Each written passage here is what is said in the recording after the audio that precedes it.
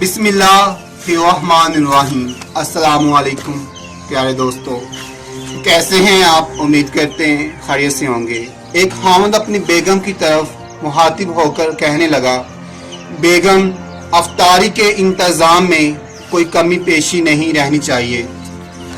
मैंने सेबों की पेटी बामुश्किल नीचे रखते हुए सानिया से कहा।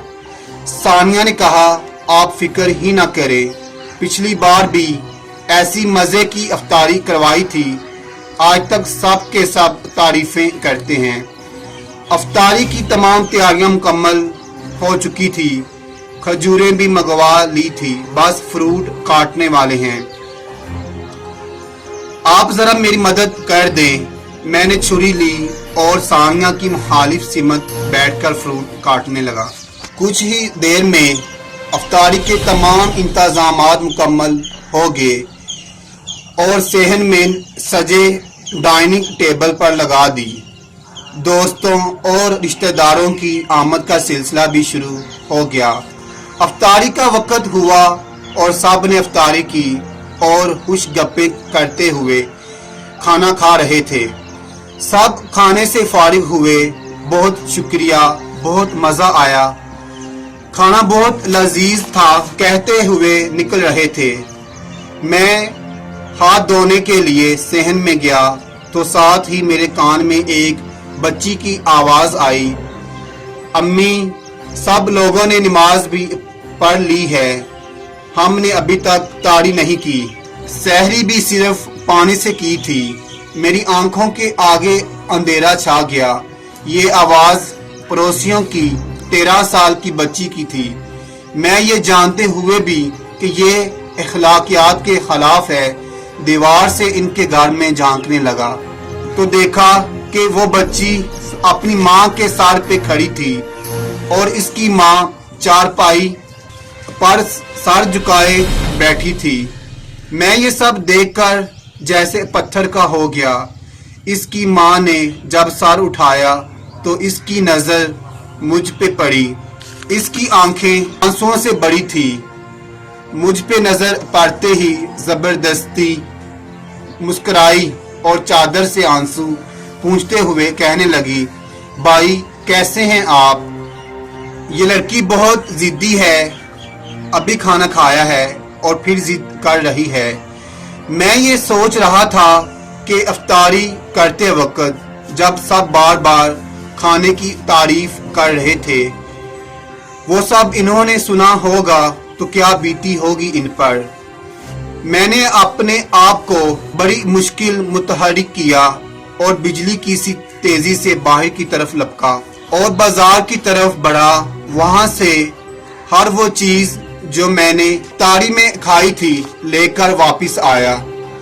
इस बच्ची की बातें और बेवा के आंसू मुझे बर्दाश्त नहीं हो रहे थे। मैंने आधे घंटे का सफर 10 मिनट में तय किया और आकर दरवाजे पर दस्तक दी। बच्ची ने दरवाजा खोला। मुझ पे नजर पड़ते ही इसकी आप दीदा आंखें खुशी से चमक उठी। वो बेवा खतून ये सब देखकर बिलक बिलक कर रोने लगी, जैसे इंसान का ज़ब्त टूटा हो। मैं भी अपने आंसू ना रोक पाया। मैंने सामान खोला, बच्चों के साथ बैठकर इनको खाना खिलाया। जब वो खाना खा चुके थे तो मैंने कहा कि आप लोग अब आराम करो। मैं वहां से चला और मार्केट से महीने भर का राशन लिया और दोबारा इनके घर आया।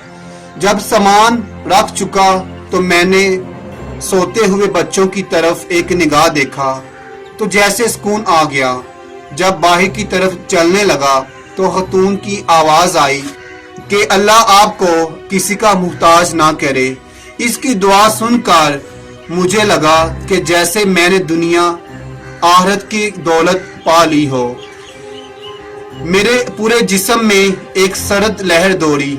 घर पहुंचकर सजदा शुक्र अदा किया और अल्लाह ताला से रोकर माफ़ी मांगी कि अल्लाह मुझे माफ़ फरमा दे जो मैं अब तक इस बात से गाफिल था।